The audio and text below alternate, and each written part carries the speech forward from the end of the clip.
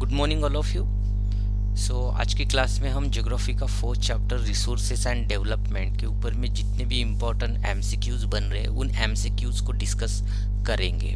जब हम एमसीक्यूज को यहाँ पे डिस्कस करेंगे तो उसके साथ साथ में जो बेसिक कॉन्सेप्ट है इस चैप्टर की, उन कॉन्सेप्ट को भी यहाँ पे डिस्कस करेंगे ताकि आपको इस चैप्टर को जब आप प्रिपेयर करोगे तो प्रिपेयर करते समय आपको आसानी हो।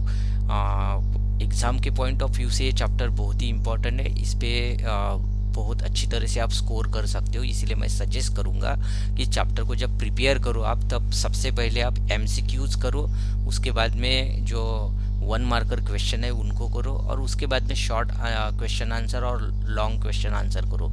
लेकिन इसी सीक्वेंस में अगर करोगे आप तो बहुत ज़्यादा आपको आसानी होगी। आप करके देखिए। शुरू करते हैं, हम एमसीक्यूज को डिस्कस करेंगे। The first question, which one of the following type of resource is iron ore? देखो पहले ही क्वेश्चन में आपको पूछा गया है कि ये जो आयरन ओर है, राइट, आयरन ओर किस टाइप का रिसोर्स है, आयरन ओर किस टाइप का रिसोर्स है, ये क्वेश्चन आपको पूछा गया है। 4 ऑप्शन देके रखे आपको, renewable, biotic, flow, non renewable. तो अभी आयरन ओर आपको पता है कि ये रॉ मटेरियल है और ये हमें अर्थ क्रस्ट से मिलता है, मतलब नेचुरली अवेलेबल होता है। तो नेचुरली अवेलेबल होता है तो मतलब ये नेचुरल रिसोर्स तो है, लेकिन यहाँ पे ये नेचुरल अलग अलग टाइप दे के रखे हैं। तो जैसे नेचुरल रिसोर्स है तो नेचुरल रिसोर्स में कौन सा टाइप है आयरन ओर? क्या रिन्यूएबल रिसोर्स है, मतलब आयरन ओर को रिन्यू किया जा सकता है या ये अपने आप रिन्यू होता है? तो ये फर्स्ट आंसर तो गलत हो गया, इसका पहला ऑप्शन गलत हो गया क्योंकि इसको रिन्यू नहीं किया जाता है, राइट। क्या बायोटिक है, लिविंग थिंग्स है ये आयरन ओर? नहीं, ये भी नहीं है। क्या फ्लो है, मतलब कंटिन्यूसली आयरन ओर क्या प्रिपेयर होता रहता है? आयरन ओर हमें जैसे सनलाइट है, सनलाइट कंटिन्यूसली मिलता रहता है, वाटर कंटिन्यूसली अवेलेबल होता है, जैसे एयर कंटिन्यूसली अवेलेबल होती है। तो क्या आयरन ओर कंटिन्यूसली अवेलेबल होता है? तो अगर अवेलेबल होता होगा तो हम इसको फ्लो बोलेंगे, अदरवाइज नॉट। तो बच जाता है यहाँ पे डी ऑप्शन। तो D is the correct answer. देखो अगर 3 हमने पहले ही गलत कर दिए तो चौथे के बारे में सोचने की ज़रूरत ही नहीं है। तो ये नॉन रिन्यूएबल रिसोर्स है, ये रिन्यू नहीं होता है। एक बार आप इसको यूज़ कर लोगे तो ये फिर दोबारा रिन्यू नहीं हो पाएगा। तो ये आने वाले कुछ सालों के बाद में इसके जो स्टॉक्स है वो ख़त्म हो जाएंगे। आई होप कि फर्स्ट क्वेश्चन आपके समझ में आया हो। देखो अगर स्मार्ट तरीके से इसी क्वेश्चंस को अगर बोर्ड ने पूछ लिया, पूछने की संभावना कम है लेकिन पूछ लिया, आपको पूछा जा सकता है कि जो घर में हम मेटल यूटेंसिल्स को यूज़ करते हैं क्या वो किस टाइप का रिसोर्स है, ये क्वेश्चन पूछा जा सकता है आपको। आई रिपीट अगेन कि घर में जो हम यूटेंसिल्स, मेटल यूटेंसिल्स को यूज़ करते हैं, मेटल या नॉन मेटल्स के, तो वो किस टाइप के रिसोर्स है। तो अगर ये 4 ऑप्शंस आपको यहाँ पे दे के रखे हैं तो फिर वो रिन्यूएबल हो जाएगी, यस और नो। नॉन रिन्यूएबल तो बोल नहीं सकते आप, क्योंकि यूटेंसिल्स को क्या कर सकते हैं हम, उसको फिर से मतलब मेल्ट वगैरह करके फिर से उसके यूटेंसिल बनाए जा सकते हैं। तो इसीलिए ये जो क्लास हम कर रहे हैं तो इस क्लास में देखो आप आखिरी तक इस वीडियो को देखिए। बहुत बार बच्चे क्या करते हैं, मतलब आप लोग क्या करते हो, बीच में क्लास को छोड़ देते हो और ये यहाँ पे सब कुछ मुझे ऑनलाइन दिख रहा है। अगर आपको आंसर पहले से ही पता है तो लाइव चैट पे आप इसको बता सकते हो मुझे, ताकि मुझे भी पता चले कि आपकी प्रिपरेशन कैसे चल रही है। तो मैं आंसर एक्सप्लेन करने के पहले ही अगर आप आंसर बता देते हो तो मुझे बहुत खुशी होगी इस बात की, राइट। बीच में बिल्कुल मत छोड़ो, जिन लोगों ने ज्वाइन किया है वो लोग, ठीक है, आखिरी तक देखते रहो। हम इसमें बेसिक सभी कॉन्सेप्ट को क्लियर करेंगे, राइट।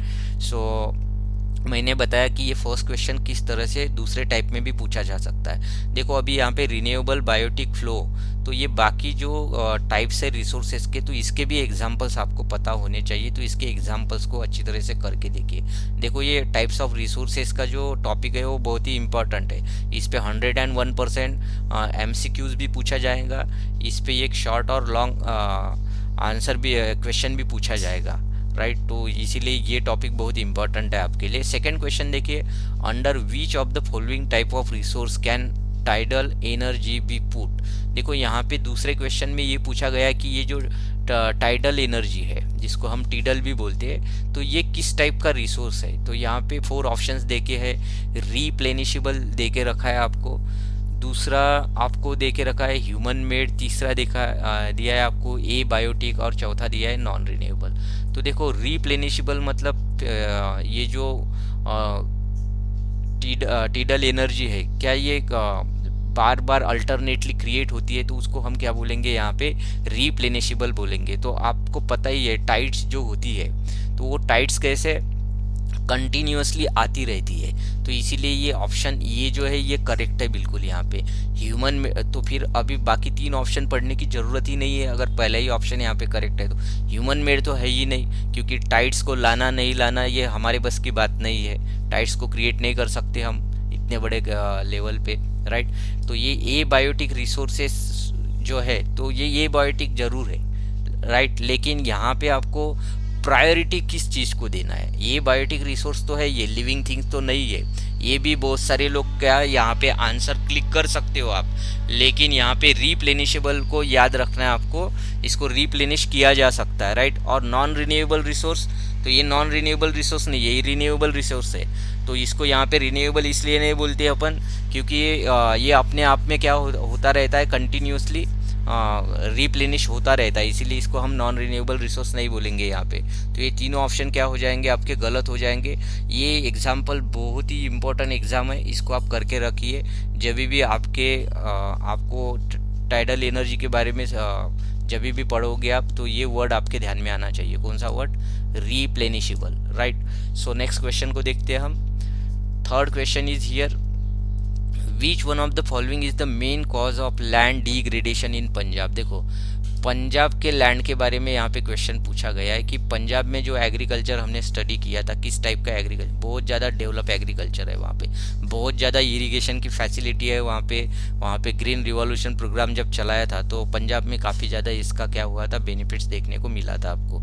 सो यहाँ पे जो लैंड डिग्रेड हो रही है, लैंड डिग्रेड होना मतलब लैंड की जो क्वालिटी है, जिस तरह से यहाँ पे लैंड की क्वालिटी का जो लेवल है वो नीचे आ रहा है, तो उसका कारण यहाँ पे पूछा गया है। क्या इंटेंसिव कल्टीवेशन इसके लिए रिस्पॉन्सिबल है? तो इंटेंसिव कल्टीवेशन में क्या होता है एक्चुअली, तो जो भी लैंड अवेलेबल है उसकी पूरी जो कैपेसिटी है, उस कैपेसिटी को यूज़ किया जाता है और मैक्सिमम प्रोडक्शन इंटेंसिव कल्टीवेशन में लिया जाता है। तो नहीं, इससे यहाँ पे लैंड डिग्रेड नहीं हो रही है। डिफॉरेस्टेशन, तो डिफॉरेस्टेशन की वजह से लैंड अवेलेबल हो सकती है, लैंड डिग्रेड नहीं हो सकती है। यस, ओवर इरिगेशन, क्योंकि वहाँ पे इरिगेशन, बहुत ज़्यादा इरिगेशन अगर आप एक ही लैंड में कर रहे हो, तो ओवर इरिगेशन से क्या होगा, यहाँ पे बहुत सारी प्रॉब्लम क्रिएट हो सकती है। तो ये ओवर इरिगेशन से एक्चुअली जो सॉइल की टॉप लेयर होती है, तो वो क्या हो जाती है, रन ऑफ हो जाती है, और जो कैल्शियम कार्बोनेट होते हैं, तो नीचे वाले जो पार्टिकल्स होते हैं रॉक के, वो ऊपर आ जाती है और सॉइल फ्लो अप हो जाती है। तो ये सॉइल इरिगेशन से यहाँ पे प्रॉब्लम आप देख सकते हो। तो soil irrigation is the correct answer यहाँ पे, sorry over irrigation is the correct answer, क्योंकि इससे यहाँ पे सॉइल इरोजन हो रहा है। तो ओवर ग्रेजिंग ये भी प्रॉब्लम नहीं है। ओवर ग्रेजिंग से क्या होता है, एक्चुअली सॉइल इरोजन होता है, लेकिन पंजाब में ये जो एनिमल हर्टिंग वगैरह नहीं किया जाता है यहाँ पे एक्चुअली क्रॉप ग्रोइंग बहुत लार्ज सेक्टर पे किया जाता है। तो ये ओवर इरिगेशन ये करेक्ट आंसर है इसका। तो आई होप कि ये भी आपका क्वेश्चन क्लियर हुआ।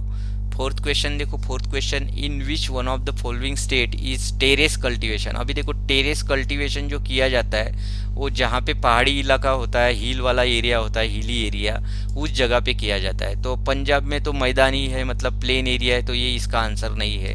प्लेन ऑफ यूपी, तो प्लेन जहाँ पे वर्ड है वहाँ पे किया ही नहीं जाता है। हरियाणा में भी नहीं किया जाता है। उत्तरांचल पता है आपको, यहाँ पे क्या है, हिली एरिया है, तो उत्तरांचल में ये टेरेस कल्टीवेशन किया जाता है। तो आप देखो, आपका कॉमन सेंस यूज करके भी कभी कभी आंसर्स क्या कर सकते हो, दे सकते हो, भले ही आपने पढ़ा नहीं होगा। तो ये बहुत ही काम आने वाली चीज़ है। आपकी जो कॉन्सेप्ट अगर क्लियर है चीज़ों को समझने की, तो उससे भी आप कभी कभी आंसर दे सकते हो। सो नेक्स्ट क्वेश्चन देखेंगे हम यहाँ पे। Fifth question, in which of the following state is black soil found? देखो black soil generally Deccan plateau में आपको देखने को मिलती है। तो ये जम्मू कश्मीर तो डेक्कन प्लेटू वाला एरिया है ही नहीं, राइट। गुजरात है, डेक्कन प्लेटू में आता है गुजरात, राइट। राजस्थान भी नहीं है और झारखंड भी नहीं है यहाँ पे, तो यहाँ पे करेक्ट आंसर कौन सा हो जाएगा आपका? गुजरात। सो क्वेश्चन नंबर 6 देखिए। तो क्वेश्चन नंबर 6 में आप देख पा रहे हो यहाँ पे फैक्ट के बारे में पूछा है। So what percentage of our land should be under forest according to the national forest policy? ये नेशनल फॉरेस्ट पॉलिसी हर 2-3 साल के बाद में आती है, आपको पता है। इसको हमने बहुत डिटेल से किया है। जिन लोगों ने मेरी लास्ट क्लासेस को अटेंड नहीं किया है, वो यूट्यूब इस चैनल पे सारी वीडियोस अवेलेबल है, वहाँ पे जाके आप उसको देख सकते हो और आपकी कॉन्सेप्ट क्लियर कर सकते हो, no problem at all. Okay, so इसका आंसर क्या है? तो ये फैक्ट आपका बिल्कुल क्लियर है कि जो 1952 में जो नेशनल फॉरेस्ट पॉलिसी की रिपोर्ट आई थी, तो उसमें ये 33% डिसाइड किया गया था। कितना? 33%। मतलब land should be under forest according to national forest policy. कितनी लैंड होनी चाहिए? 33% होनी चाहिए। और हमने ये भी देखा था कि बहुत कम हमारी लैंड अंडर फॉरेस्ट कवर है। ठीक है, तो गवर्नमेंट अलग अलग पॉलिसीज़ बना रही है और उसके थ्रू जो फॉरेस्ट कवर है, forest cover tree cover area को यहाँ पे ग्रो करने की गवर्नमेंट कोशिश कर रही है। और उसके रिजल्ट भी हम देख रहे हैं, बहुत सारे स्टेट में अभी फॉरेस्ट कवर क्या हो रहा है, मतलब डे बाय डे इंक्रीज हो रहा है। So next question is here, 7th question. Materials in the environment which have the potential to satisfy human needs. देखो इस टाइप के क्वेश्चन को बहुत ही केयरफुली पढ़ना होगा आपको। मटेरियल्स इन एनवायरनमेंट, तो एनवायरनमेंट में ऐसे मटेरियल्स के बारे में आपको क्वेश्चन पूछा गया, विच हैव द पोटेंशियल, जिसकी बहुत अच्छी एक क्षमता होती है टू सेटिस्फाई ह्यूमन नीड्स, कि वो हमारी ज़रूरतों को क्या कर सके, पूरा कर सके, ऐसे उन मटेरियल की क्षमता होती है। बट दूसरा पार्ट क्या दिया है इस क्वेश्चन में? Human beings do not have appropriate technology to access them, कि लेकिन हमारे पास में ऐसी आज की डेट में प्रॉपर टेक्नोलॉजी, एप्रोप्रिएट टेक्नोलॉजी है ही नहीं कि उसको हम एसेस कर सके, उसको हम मान लो अर्थ क्रस्ट में है तो अर्थ क्रस्ट से निकाल सके या उसको यूटिलाइज कर सके।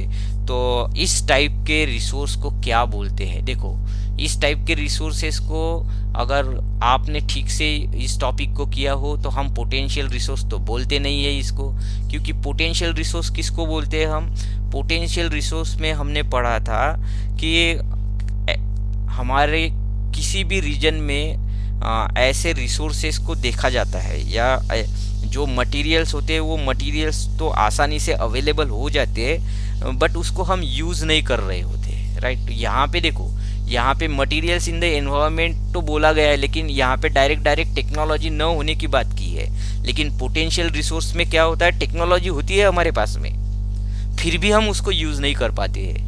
तो ये पॉइंट बहुत ही इंपॉर्टेंट है, याद रखिए। ये कंफ्यूज करने वाले सारे के सारे टाइप्स दे के रखे हैं यहाँ पे, पोटेंशियल, स्टॉक, डेवलप, रिजर्व। तो इसको प्रॉपरली समझने की ज़रूरत है। I repeat again, potential resource में क्या होता है, एक ही वर्ड याद रखिए आप, कि आपके पास में टेक्नोलॉजी होती है, लेकिन पता नहीं कि आप कुछ कारणवश उस रिसोर्सेस को ठीक से यूज़ नहीं कर पा रहे हो।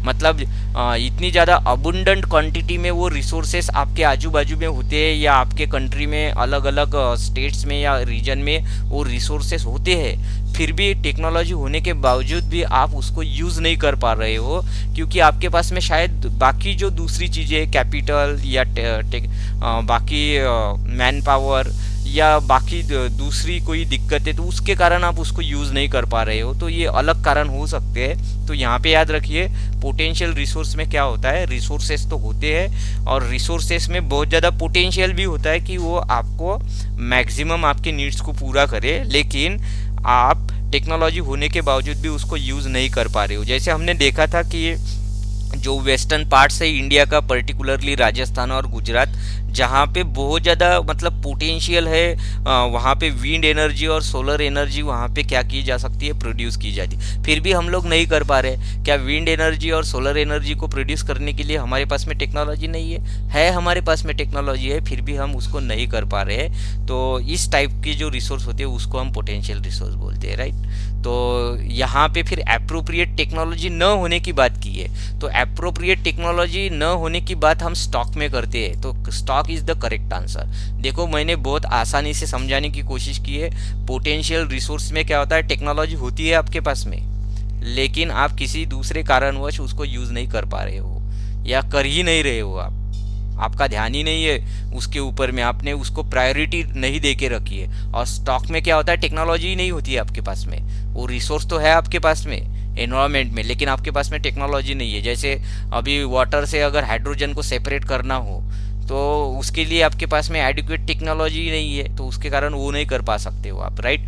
डेवलप रिसोर्स में हमने क्या पढ़ा था कि डेवलप रिसोर्स में क्या होता है, रिसोर्सेस का सर्वे किया जाता है, मतलब पूरी तरह से ये हमें पता चल जाता है कि किस जगह पे कितने ज़्यादा रिसोर्सेस है और उसकी क्वालिटी क्या है, कितने क्वांटिटी में ये अवेलेबल हो सकते हैं और कितने सालों तक इन रिसोर्सेस को यूज़ किया जा सकता है। जब ये सब चीज़ें हम किसी रिसोर्स के बारे में क्या कर लेते हैं, कलेक्ट कर लेते हैं, लेकिन और बाद में क्या जो टेक्नोलॉजी उसके लिए हम अवेलेबल करते हैं, तो हम ये देखते हैं कि टेक्नोलॉजी के साथ में ये फिजिबल है कि नहीं है। तो इस टाइप का जो रिसोर्स होता है तो वो डेवलप टाइप के रिसोर्स होते हैं, तो ये डिफरेंस आपको यहाँ पे याद रखना है। तो यहाँ पे इसकी हम कोई बात ही नहीं कर रहे। और रिजर्व तो पता ही है, वर्ड से ही पता चलता है कि इसको हम फ्यूचर यूज़ के लिए क्या करके रखते हैं, रिजर्व करके रखते हैं। जैसे अभी हमारे देश में इतने बड़े बड़े डैम्स बनाए हमने, तो सभी डैम्स को हम वहाँ पे हाइड्रो इलेक्ट्रिक के लिए, मतलब इलेक्ट्रिसिटी प्रोड्यूस करने के लिए यूज़ नहीं करते हैं, उसको अलग अलग पर्पस के लिए भी यूज़ करते हैं ना, हम इरिगेशन के लिए यूज़ करते हैं, राइट। सो हमारा दूसरा पर्पज़ ये भी होता है कि जिस एरिया में फ्लड वगैरह आते हैं उसको कंट्रोल करना वगैरह वगैरह। तो रिसोर्सेज को क्या करके रखा जाता है, यहाँ पे रिजर्व करके रखा जाता है। सो इट इज़ हम बोल सकते हैं कि utilise only to a limited extent, एक लिमिटेड एक्सटेंट में ही इसको क्या किया जाता है, यूटिलाइज किया जाता है। मैंने जैसे बताया डैम्स का वगैरह, फॉरेस्ट का वगैरह एग्जांपल आपको, तो इसको फ्यूचर यूज़ के लिए रिजर्व करके रखा जाता है। तो आई होप कि ये आपका क्लियर हुआ हो। यहाँ पे इन टाइप्स को जब पढ़ोगे आप तो ज़रूर याद रखिए कि कहाँ पे टेक्नोलॉजी को यूज़ किया जाता है, कहाँ पे टेक्नोलॉजी अवेलेबल नहीं है, कहाँ पे टेक्नोलॉजी अवेलेबल है फिर भी हम उसको यूज़ नहीं कर रहे, प्रायोरिटी ऑर्डर सेट करके रखा है हमने। तो इन सभी चीज़ों को अगर ध्यान से आप याद रखोगे तो इस टाइप के क्वेश्चन को ईजिली क्या कर पाओगे, सॉल्व कर पाओगे। नेक्स्ट क्वेश्चन देखिए यहाँ पे, India's territorial water extend up to a distance of. तो ये बहुत ही इजी क्वेश्चन है, लेकिन यहाँ पे भी एक समझने वाली कॉन्सेप्ट है कि देखो ये 12 किलोमीटर, इसका तो आंसर नहीं है, क्योंकि जब वाटर टेरिटोरियल एक्सटेंट की बात करते हैं हम तो नॉटिकल में इसको मेजर किया जाता है। तो ये करेक्ट आंसर है इसका 12 नॉटिकल माइल्स।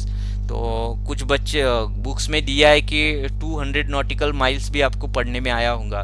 तो ये जो 200 नॉटिकल माइल्स की जहाँ पे हम बात करते हैं, तो ये पहले तो हम 12 नॉटिकल माइल्स को समझ लेते। कभी कभी आंसर में आपको, मतलब ऑप्शन में आपको 22.2 किलोमीटर भी देखने को मिलेगा, तो ये इक्वल टू 12 नॉटिकल माइल्स होता है, 22.2 किलोमीटर, राइट।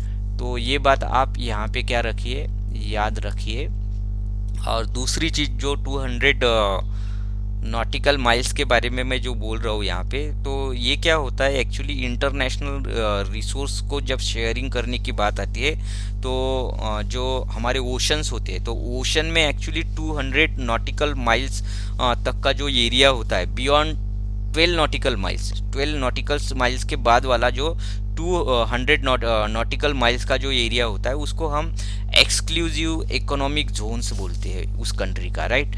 तो वो एरिया जो आता है वो एक्सक्लूसिव इकोनॉमिक जोन में आता है। तो ये क्वेश्चन आपको घुमा फिरा के ऐसे भी पूछा जा सकता है। तो यहाँ पे जो जो पॉसिबिलिटी बन रही है उसको आप समझने की कोशिश कीजिए।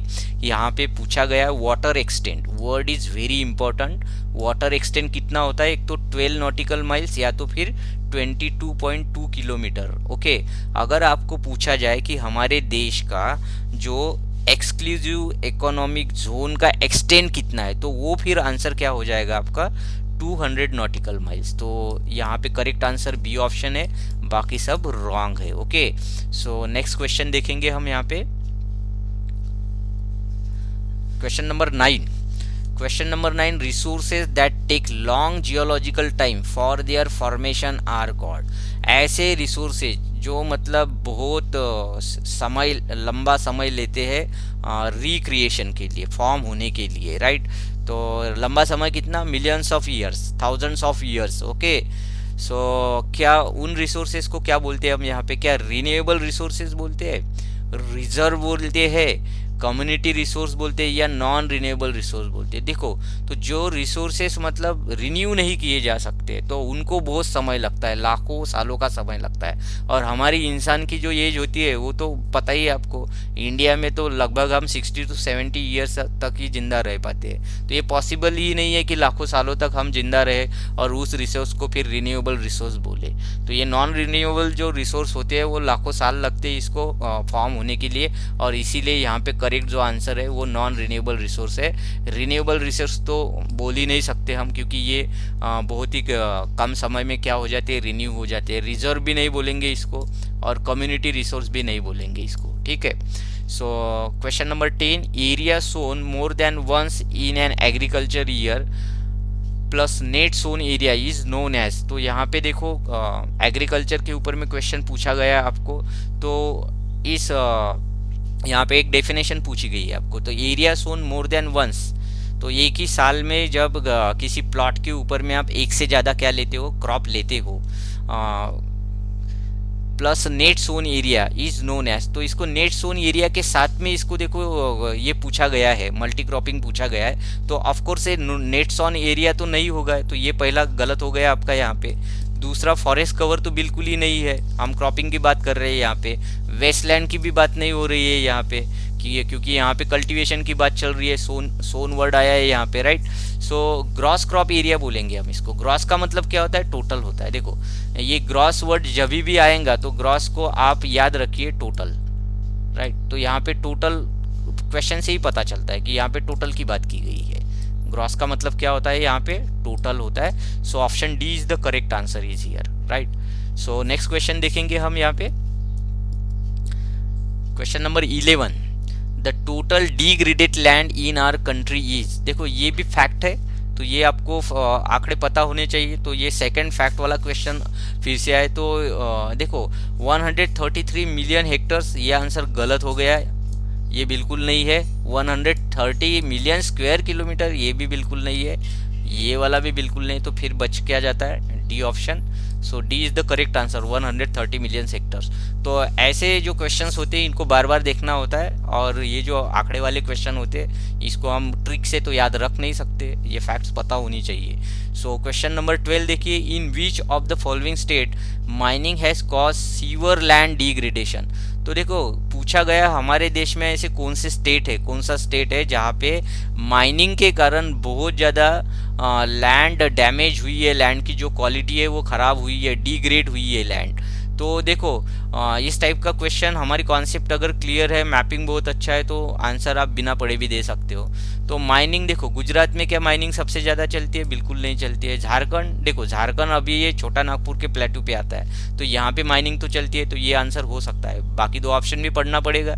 केरला में भी नहीं है, और उत्तरांचल ये तो पहाड़ी वाला एरिया है, या ये वाला भी नहीं है। तो ये झारखंड बिना देखे आप बोल सकते हो कि ये आपका करेक्ट आंसर हो जाएगा, no problem at all. I hope कि यहाँ तक आपका क्लियर हो। अगर आपको कुछ भी प्रॉब्लम आती है इसके अलावा भी, तो लाइव चैट में आप क्वेश्चन टाइप कीजिए आपका, बाद में मैं उसका आपको व्हाट्सएप पे आंसर दे दूंगा, नो प्रॉब्लम, ठीक है। और आंसर देते चलिए आप लोग, नो प्रॉब्लम, पता चले मुझे कि किन लोगों की प्रिपरेशन कैसे चल रही है। So next question, question number 13, the main cause of land degradation in Punjab, Haryana and western Uttar Pradesh. देखो पंजाब, हरियाणा और वेस्टर्न उत्तर प्रदेश में लैंड डिग्रेडेशन के कॉजेस पूछे गए हैं यहाँ पे। अभी पंजाब, हरियाणा, वेस्टर्न उत्तर प्रदेश, ये वाला जो एरिया है वो प्लेन एरिया है, और प्लेन एरिया में पता है आपको एग्रीकल्चर किया जाता है, यहाँ पे क्रॉप ग्रो किए जाते हैं, क्योंकि प्लेन एरिया काफ़ी फर्टाइल एरिया होता है, फ्लड प्लेन, तो जहाँ पे मतलब क्रॉप को लिया जाता है, तो उस लैंड का डिग्रेडेशन किस कारण हो सकता है। अभी ये क्वेश्चन देखा था हमने दूसरे वे से, तो पंजाब के बारे में पूछा गया था सिर्फ, तो क्या माइनिंग होती है यहाँ पे, नहीं होती है। ओवर इरिगेशन, ये तो आंसर है इसका, 100% यही आंसर है इसका। डिफॉरेस्टेशन बात ही नहीं आती यहाँ पे, सवाल ही नहीं आता। ओवर ग्रेजिंग ये भी नहीं है इसका आंसर, राइट। सो आई होप कि 13 नंबर का क्वेश्चन ये घुमा फिरा के ऐसा भी पूछा जा सकता है आपको। Next question 14 number, which is the most common soil of northern India. देखो नदर्न इंडिया फिर से इसी क्वेश्चन को घुमा फिरा के पूछा गया है। अभी यहाँ पे लैंड डिग्रेडेशन का पूछा गया था 13 नंबर पे, 14 नंबर पे क्या पूछा गया है, सॉइल के बारे में पूछा गया है कि नदर्न इंडिया में सॉइल किस टाइप की है। तो नदर्न इंडिया में पता ही है आपको, ये पंजाब हरियाणा यूपी बिहार वाला एरिया आता है यहाँ पे, और यहाँ पे गंगा बेसिन है, बड़ी बड़ी रिवर्स है और पेरिनियल्स रिवर्स है। तो यहाँ पे अल्यूवल टाइप की सॉइल पाई जाती है। ब्लैक सॉइल तो डेक्कन प्लेटू में पाई जाती है, राइट। तो अल्यूवल टाइप की आप सॉइल, यहाँ पे मैं होमवर्क दे रहा हूँ आपको, आप बताइए कमेंट करके मुझे कि लैटराइट सॉइल कहाँ पे पाई जाती है, रेड सॉइल कहाँ पे पाई जाती है, किन स्टेट में पाई जाती है। पूछा जा सकता है भाई आपको कि रेड सॉइल के कौन कौन से स्टेट में देखी जाती है या लैटराइट। तो इस क्वेश्चन के भरोसे बैठ नहीं सकते हो आप। ये आपकी आइडिया क्लियर करने के लिए ये सब चीज़ें मैं आपको यहाँ पे डिस्कस कर रहा हूँ, राइट, ताकि आपका स्कोर मतलब कैसे अच्छा हो बोर्ड की एग्ज़ाम में। जो कि एमसीक्यूज़ के कारण, देखो जिन बच्चों का मतलब ड्रीम होता है कि वो आउट ऑफ स्कोर करे, तो एमसीक्यूज़ उनके लिए चैलेंज बन जाता है ऐसे सिचुएशन में, कि अगर आपको एमसीक्यूज़ पता नहीं तो आसानी से 1 मार्क्स 2 मार्क्स आपके चले जाएंगे। तो इसलिए एमसीक्यूज़ को सबसे पहले कीजिए, आप बहुत अच्छी तरह से कीजिए, ओके। सो आई होप कि ये क्वेश्चन आपका क्लियर हुआ हो। सो next question is here, question number 15, red soil. देखो जैसे मैंने बोला था कि red soil is mostly found in, red soil कहाँ पे आपको देखने को मिलती है। So part of Jammu and Kashmir, नहीं, जम्मू एंड कश्मीर में नहीं देखने को मिलती है। अपर गंगा प्लेन अब भी देखा हमने, यहाँ पे तो अल्यूवल सॉइल देखने को मिलती। Yes, eastern and southern part of Deccan प्लेटू, तो इस पहाड़ी एरिया में आपको ये जो मतलब घाट वाला एरिया है, तो यहाँ पे आपको रेड सॉइल आपको देखने को मिलती है। नन ऑफ दिस, ये कोई बात ही नहीं हुई अगर ईस्टर्न और सदर्न पार्ट डेक्कन प्लेटू में देखने को मिलती है तो ये पार्ट आपको याद रखिए। देखो जम्मू एंड कश्मीर का जो पार्ट है वो बहुत ही ज़्यादा हाइटेड माउंटेन रेंज है वहाँ पे, तो इसीलिए इस ऑप्शन को दे के रखा है। तो red soil generally hilly area में देखने को मिलती है, ये याद रखिए आप। जो हिली एरिया है वहाँ पे आपको जनरली रेड सॉइल देखने को मिलती है। और ये ईस्टर्न और सदर्न पार्ट है जो डेक्कन प्लेटू का, तो यहाँ पे आपको हिली एरिया देखने को मिलता है, तो वहाँ पे आपको रेड सॉइल देखने को मिलेगी। Red soil is reddish in colour due to, देखो अभी रेड सॉइल जो है तो वो रेडिश कलर की क्यों होती है, तो इसके बारे में भी आपको पूछा गया है। तो इसके पहले मैं थोड़ा सा क्वेश्चन नंबर 15 के ऊपर मैं बोलना चाहूँगा यहाँ पे। जैसे मैंने बताया यहाँ पे कि जो रेड सॉइल है तो वो हिली एरिया में देखने को मिलती है, लेकिन देखो प्लेन एरिया में भी देखने को मिलती है। जो हमारे डेक्कन प्लेटू के स्टेट है जहाँ पे आंध्रा, तेलंगाना या कर्नाटका की वगैरह बात करते हैं, तो वहाँ पे विदाउट जो हिली एरिया है तो वहाँ पे भी आपको रेड सॉइल देखने को मिलती है। तो सदर्न पार्ट जो भी है डेक्कन प्लेटू का, तो वहाँ पे रेड सॉइल के साथ साथ येलो सॉइल भी देखने को मिलती है आपको। तो उसमें उड़ीसा, छत्तीसगढ़ और कुछ तो गंगा का जो मिडल पार्ट है तो वहाँ पे भी देखने को मिलती है। यहाँ पे देखो इसीलिए यहाँ पे क्वेश्चन में दिया है कि अपर गंगा प्लेन, अपर गंगा प्लेन। अगर मान लो यहाँ पे मिडल गंगा प्लेन का जो अगर पार्ट पूछा होता तो वहाँ पे भी रेड सॉइल देखने को मिलती है। इसीलिए देखो ये सॉइल वाला जो पोर्शन है उसको डिटेल में करके रखिए आप। और ये जो वीडियो है इसको एक बार फिर से देख लेना आप लोग, क्योंकि जब हम किसी से सुनते हैं ना तो वो बहुत लंबे समय तक याद रहता है हमें, और उसको याद रखने में भी आसानी होती है। तो आई रिपीट अगेन हियर, ये जो रेड सॉइल है वो डेक्कन प्लेटू के सदर्न पार्ट में देखने को मिलती है, जहाँ पे हिली और प्लेन एरिया में भी देखने को मिलती है। उसके साथ साथ में देखो जो गंगा का जो मिडल पार्ट है, गंगा प्लेन का जो मिडल पार्ट है, मिडल गंगा प्लेन, राइट, तो वहाँ पे भी आपको देखने को मिलते हैं। और वेस्टर्न घाट का जो पाइजोन एरिया है, तो वेस्टर्न घाट के शैडो एरिया में भी ये सॉइल देखने को मिलती है। तो ये पता होना चाहिए, ये बहुत ही इंपॉर्टेंट क्वेश्चन है, राइट। और ये रेडिश कलर इसका क्यों डिफ्यूज रेडिश कलर में क्यों अपीयर होती है 60 नंबर के क्वेश्चन में हम डिस्कस करने जा रहे हैं। तो आई होप कि ये आपका क्लियर हुआ हो 15 नंबर का क्वेश्चन। तो देखो red soil is reddish in colour due to question number 16, जिसको पता हो वो आप लोग कमेंट करके बताइए। सो देखो हाई क्ले कंटेंट नहीं होते इसमें, उसके कारण इसका रेड कलर नहीं होता है। प्रेजेंस ऑफ कंकर नड्यूल्स इन द सब सॉइल, तो ये भी नहीं होता है। ये तेराई रीजन में जो सॉइल देखी जाती है तो वहाँ पे इस टाइप की क्या होती है, सॉइल होती है। अपर कोर्स ऑफ रिवर जो होते हैं बड़े बड़े फ्लड एरिया में, तो वहाँ पे ये अल्यूवल टाइप में देखा जाता है। Diffusion of iron in igneous and metamorphic rock, yes this is the correct answer, क्योंकि डेक्कन प्लेटू में देखो इग्नियस रॉक है, बसाल्ट रॉक है, तो जो बाद में मेटामॉर्फिक रॉक में कन्वर्ट हो जाता है। तो ये जब इसका डिफ्यूजन होता है, right, mixing of rocks because of weathering, because of internal processes of earth crust की जो इंटरनल प्रोसेसेस है उसके कारण ये डिफ्यूजन हो जाता है इन रॉक्स का। तो ये इसका सबसे बड़ा कारण है कि रेडिश कलर में ये सॉइल क्या होती है, अपीयर होती है। सो हाई मॉइस्चर कंटेंट, ये भी इसका आंसर नहीं है। तो इस क्वेश्चन को बहुत अच्छी तरह से करके रखिए। ये जो रेड सॉइल है, red soil is very important for examination. बाकी सॉइल भी बहुत इंपॉर्टेंट है। जैसे मैंने लैटराइट सॉइल के बारे में बोला था आपको कि लैटराइट सॉइल कौन कौन से मतलब रीजन में देखने को मिलती है, जैसे पता ही है आपको। अभी देखो कर्नाटका, केरला, ये भी तो तमिलनाडु वगैरह आपके मतलब सदर्न डेक्कन प्लेटू में आने वाला एरिया है।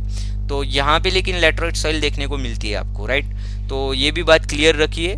तो ये कॉन्सेप्ट बिल्कुल आपकी क्या हो जाए, सेमी अरिड एरिया जहाँ पे होता है तो वहाँ पे जनरली वो लैटराइट सॉइल देखने को मिलती है, तो उसको अलग से आप प्रिपेयर कीजिए।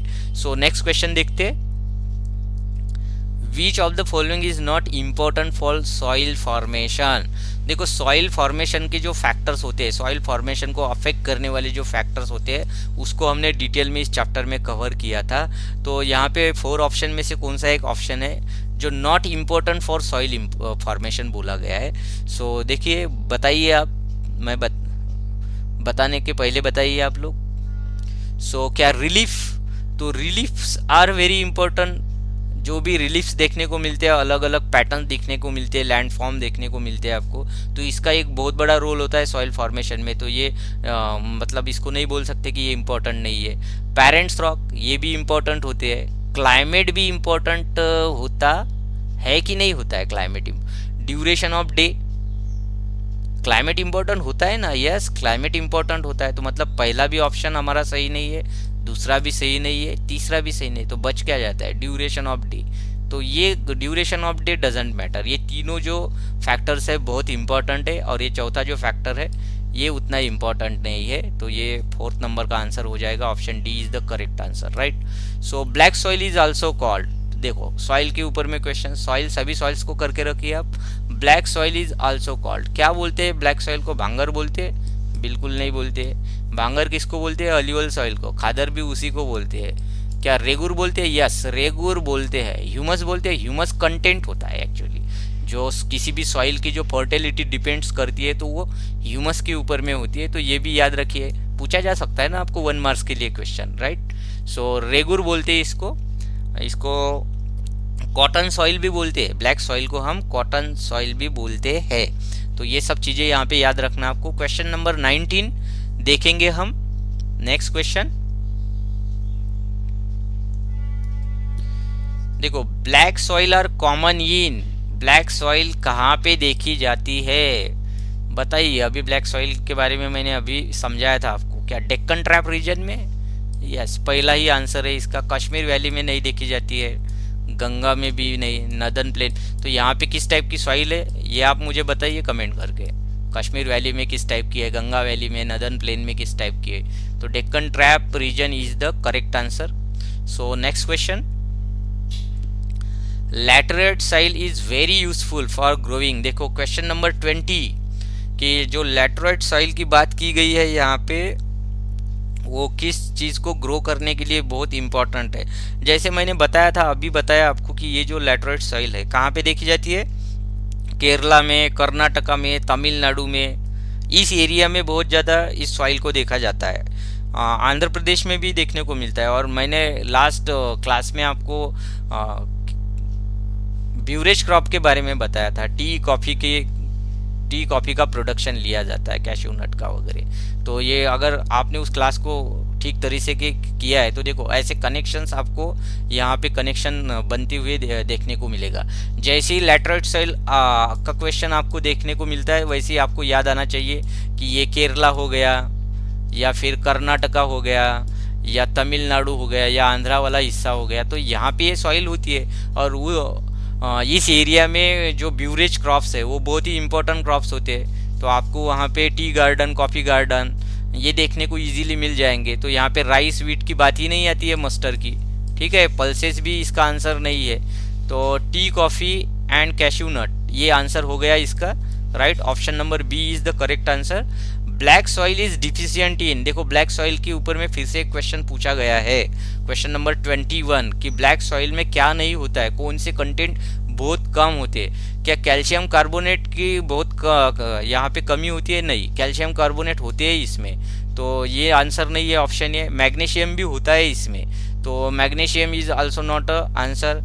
क्या इसमें पोटैश नहीं होता है? पोटैश भी होता है इसमें, तो पोटैश इज आल्सो, तो ऑप्शन डी यहाँ पे बच जाता है। तो ये this is the correct answer. Phosphoric content नहीं होते इसमें। तो आपकी केमिस्ट्री बहुत अच्छी है, फॉस्फोरिक क्या है क्या नहीं आपको बहुत अच्छी तरह से पता है। सो फॉस्फोरिक कंटेंट याद रखिए कि ब्लैक सॉइल में नहीं होते, और ब्लैक सॉइल में ये कंटेंट होते हैं, calcium carbonate, magnesium, potash, right. ये सभी कंटेंट्स इसमें देखे जा सकते हैं। सो नेक्स्ट क्वेश्चन देखेंगे हम यहाँ पे, question number 22, which of the following soil has self aeration capacity. तो क्वेश्चन नंबर 22 में पूछा गया है आपको कि कौन सी सॉइल है जो क्या कर सकती है, यहाँ पे जो वाटर लेवल है, वाटर को मेंटेन करके रखती है, अपने सॉइल में होल्ड करके रखती है, तो उसको यहाँ पे सेल्फ एरेशन कैपेसिटी बोला गया है। तो किस टाइप की ये प्रॉपर्टी होती है? क्या अल्यूवल सॉइल में होता है? नहीं होता है ऐसा। रेड सॉइल में होता है? नहीं, यहाँ पे तो बहुत जल्दी सीप हो जाता है। ब्लैक सॉइल की कैपेसिटी होती है, राइट। माउंटेन सॉइल में भी नहीं होता है ये, तो ये याद रखिए। तो ब्लैक सॉइल के बारे में बहुत सारी चीज़ें हमने डिस्कस की यहाँ पे, मतलब सेल्फ एरिएशन कैपेसिटी, राइट। उसके बाद में हमने ब्लैक सॉइल में कौन से कंटेंट बहुत ज़्यादा होते हैं, कौन से कंटेंट की डिफिशियंसी होती है, ब्लैक सॉइल में को किस नेम से यहाँ पे मतलब लोकल उसका कौन सा नेम है, किस नेम से उसको पहचाना जाता है। तो बहुत सारी चीज़ें, बहुत सारी फैक्ट ब्लैक सॉइल के बारे में देखिए हमने यहाँ पे। सो नेक्स्ट क्वेश्चन 23 नंबर का क्वेश्चन देखिए, flowing along the contour line. Contour line का मतलब क्या होता है? मान लो कि ये कोई रीजन है, तो इस रीजन में एक एरिया यहाँ पे है और एक एरिया यहाँ पे है, तो इन दोनों एरिया की अगर सेम हाइट है, राइट, तो मतलब कोई भी किसी पर्टिकुलर रीजन में अगर कोई दो प्लेस है और वो सेम हाइट पे है, तो उनको जोड़ने वाली जो पैरेलल लाइन होती है उसको हम एक्चुअली क्या बोलते हैं? काउंटूर बोलते हैं। क्या बोलते हैं? काउंटूर बोलते हैं। तो ये कॉन्सेप्ट याद रखिए आप। तो इस तरह का जो फ्लोइंग होता है, तो वो जो फ्लोइंग है, तो decelerate the flow of water down the slope is called. तो स्लोप वाली जो स्लोप वाला जो लैंड एरिया होता है या फार्म एरिया होता है, जो प्लॉट्स होते हैं, तो वहाँ पे ऐसे पैरेलल लाइन में इसको क्या किया जाता है? कॉन्टूर फ्लोइंग किया जाता है। तो कॉन्टूर फ्लोइंग से क्या होगा? तो यहाँ से जो फ्लो होने वाला जो वाटर है ये यहीं पे रुक जाएगा, और यहाँ पे जो सॉइल इरोजन है, तो सॉइल इरोजन नहीं होगा यहाँ पे। क्या नहीं होगा? सॉइल इरोजन नहीं होगा यहाँ पे। तो आई होप कि ये बातें आपको यहाँ पे समझने में मदद होंगी, क्योंकि अगर हम यहाँ पे वर्टिकल फ्लोइंग अगर करते हैं, तो वर्टिकल फ्लोइंग में क्या होगा? यहाँ से सॉइल आपकी रन ऑफ हो जाएगी डाउनवर्ड डायरेक्शन में। डाउनवर्ड डायरेक्शन में क्या हो जाएगी? रन ऑफ हो जाएगी। लेकिन यहाँ से रन ऑफ होने वाली यहाँ पे रुक जाएगी, यहाँ से रन ऑफ होने वाली यहाँ पे स्टॉप हो जाएगी। तो इसीलिए इसको ऐसे पैरेलल में क्या किया जाता है? काउंटर फ्लोइंग किया जाता है। तो actually this is the best method to stop the soil erosion, right. So strip cropping होता है क्या ये? नहीं। तो अभी स्ट्रिप क्रॉपिंग तो ये आंसर नहीं है। स्ट्रिप क्रॉपिंग में क्यों हम क्या करते हैं? जब क्रॉप के बीच बीच में दूसरे क्रॉप को कल्टीवेट करते हैं ताकि सॉइल की फर्टिलिटी बनी रहे। तो शीट इरोजन ये भी नहीं है। काउंटर फ्लोइंग अभी देखो यहाँ पे काउंटर लाइंस, तो काउंटर फ्लोइंग ही बोलेंगे ना इसको। तो क्वेश्चन में ही इसका आंसर दे के रखा है। So it was the question number 23। Terrace cultivation ये भी नहीं है। टेरेस कल्टीवेशन कहाँ पे किया जाता है? जहाँ पे हिली एरिया है, जैसे उत्तराखंड वाले एरिया में हमने स्टडी किया था। So next question is here, question number 24, which of the following is not a major for soil conservation. देखो सॉइल कंजर्वेशन के लिए हम क्या क्या कर सकते हैं ये हमको पता है, हमने पढ़ा था कि सॉइल कंजर्वेशन के लिए, जैसे काउंटर फ्लोइंग अभी देखा हमने, सॉइल कंजर्वेशन होता है उससे। तो इनमें से, इन ऑप्शन में से सॉइल कंजर्वेशन वाला कौन सा ऑप्शन नहीं है? क्या स्ट्रिप क्रॉपिंग से सॉइल कंजर्वेशन होता है? यस, होता है ना। स्ट्रिप क्रॉपिंग से सॉइल कंजर्व होता है, सॉइल की फर्टिलिटी मेंटेन करने में मदद होती है हमको। टेरेस कल्टीवेशन से होता है, यस, टेरेस कल्टीवेशन से भी होता है। शेल्टर बेल्ट से होता है, यस, शेल्टर बेल्ट से भी होता है।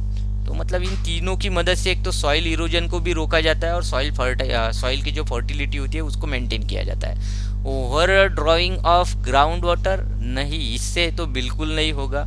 तो ये करेक्ट आंसर हो गया, इससे बिल्कुल नहीं होगा, मतलब यही करेक्ट आंसर हो गया। ये जो फर्स्ट ए बी सी है वो रॉन्ग है। और over drawing of ground water मतलब ज़मीन से अगर मैक्सिमम वाटर को निकाल दोगे आप, तो उससे ओवर इरिगेशन भी तो करोगे ना आप, तो उससे क्या होगा? एक तो वाटर स्कैरसिटी भी आपको फेस करनी होगी इन फ्यूचर, और दूसरी चीज़ आपकी जो सॉइल की फर्टिलिटी है या सॉइल का डिग्रेडेशन है वो भी आपको देखने को मिलेगा। So D is the correct answer. So last question 25th number, land is left uncultivated for more than 5 agriculture year is called. देखो, किसी लैंड को जब 5 ईयर्स या उसके 5 ईयर्स से ज़्यादा समय के लिए अनकल्टिवेटेड छोड़ दिया जाता है तो उसको हम क्या बोलते हैं? क्या उसको पास्चर लैंड बोलते हैं? पास्चर लैंड मतलब ये एनिमल हर्डिंग के लिए यूज़ होता है। यहाँ पे जो हमारे कैटल्स वगैरह होते हैं उनको हम क्या ग्रेज करवाते हैं, तो ये आंसर नहीं है उसका। कल्टिवेबल वेस्ट लैंड बोलते हैं उसको हम, या बैरन लैंड बोलते हैं, या करंट फॉलो लैंड बोलते हैं। तो देखो, इस टाइप की जो भी लैंड है इसको हमने यहाँ पे बहुत अच्छी तरह से क्या किया था, डिस्कस किया था। तो आपको पता होना चाहिए कि कल्टिवेबल वेस्टलैंड क्या होती है, बैरन लैंड क्या होती है। इसके साथ साथ ये भी पता होना चाहिए कि करंट फॉलो लैंड जो है वो क्या होती है। तो हमने देखा था एक्चुअली कि जो फॉलो लैंड होती है वो 2 टाइप्स की होती है। इसमें एक करंट फॉलो लैंड होता है जिसको हम left without the cultivation for 1 और लेस देन 1 एग्रीकल्चर ईयर, तो उसको क्या बोलेंगे हम? करंट फॉलो लैंड बोलेंगे। और क्वेश्चन में यहाँ पे 5 ईयर के लिए बात की गई है, तो ये डी ऑप्शन तो गलत हो गया यहाँ पे, राइट। बैरन लैंड मतलब ये तो बैरन लैंड को कल्टीवेट तो कर ही नहीं सकते हम, राइट, क्योंकि ये अपने आप वर्ड से ही पता चलता है कि बैरन का मतलब ये इनफर्टाइल होती है टोटल, राइट। हाँ, इससे क्रॉप अगर लेना है तो बहुत ज़्यादा आपको फिर फर्टिलाइज़र, पेस्टिसाइड, इरिगेशन की फैसिलिटी, बहुत सारी चीज़ें करनी पड़ेगी साइंटिफिक वे से, तब जाके यहाँ पे एक बैरन लैंड पे कल्टीवेशन किया जा सकता है, राइट। लेकिन अभी फ़िलहाल तो बैरन का मतलब ये इनफर्टाइल ही हो गया। तो ऑप्शन बी यहाँ पे बच जाता है, कल्टिवेबल वेस्ट लैंड। तो ये आपका करेक्ट आंसर हो जाएगा, ये आपका क्या हो जाएगा? करेक्ट आंसर हो जाएगा। तो देखो, इस तरह से आपको अगर कॉन्सेप्ट पता है कि जैसे मुझे पता था कि करंट फॉलो लैंड क्या होता है, तो करंट फॉलो लैंड में क्या होता है, जिस लैंड को मतलब 1 और लेस देन 1 ईयर के लिए क्या छोड़ दिया जाता है, लेफ्ट छोड़ दिया जाता है, कल्टीवेशन नहीं किया जाता है, तो उसको हम करंट फॉलो लैंड बोलते हैं। और जो लैंड होती है 1 से लेके 5 सालों तक जिसको छोड़ दिया जाता है, तो उसको बोलते हैं हम other than current follow land. तो ये भी पता होना चाहिए, other than current follow land मतलब 1 से लेके 5 सालों तक उसको क्या कर दिया जाता है, खुला छोड़ दिया जाता है, वहाँ पे कोई कल्टीवेशन नहीं किया जाता है, राइट। और ये जो आंसर है इसका कल्टिवेबल लैंड, तो कल्टिवेबल लैंड में क्या होता है एक्चुअली, ये वेस्टलैंड होती है, ये एक टाइप की कल्टिवेबल वेस्टलैंड। तो इसको अनकल्टिवेटेड रखा जाता है मोर देन 5 ईयर्स के लिए, तो ये याद रखिए। इसके साथ साथ में यहाँ पे नेट सोन एरिया को तो मैं लास्ट क्वेश्चन में डिस्कस कर चुका हूँ। तो आई होप कि ये जो 25 क्वेश्चंस है तो इससे रिलेटेड टॉपिक को आज आप फिर से पढ़ोगे। और ऐसा नहीं है कि ये 25 क्वेश्चंस आपने कर लिए तो बस हो गया चैप्टर, तो इससे अलावा भी बहुत ज़्यादा पॉसिबिलिटी है अलग अलग क्वेश्चन बनने की। सभी MCQs को देखते हुए हम बोल सकते हैं, तो उन सभी पॉसिबिलिटीज़ को आप स्टडी कीजिए और इस चैप्टर को अच्छी तरह से क्या कीजिए, लर्न कीजिए, प्रिपेयर कीजिए, ताकि बोर्ड एग्ज़ाम में आपका स्कोर अच्छा हो सके। सो अगर कुछ भी दिक्कत आती है आपको तो आप प्लीज़ मतलब हेजिटेशन मत रखिए और मुझे कमेंट करके बताइए, या तो फिर व्हाट्सएप पे मुझे मैसेज करके पूछिए। I am ready to answer you, no problem at all. मैं आपकी पूरी कोशिश करूँगा कि आपकी जो प्रॉब्लम है उसको रिजॉल्व कर सकूँ मैं। Okay, so thanks for watching this video here, see you in the next video.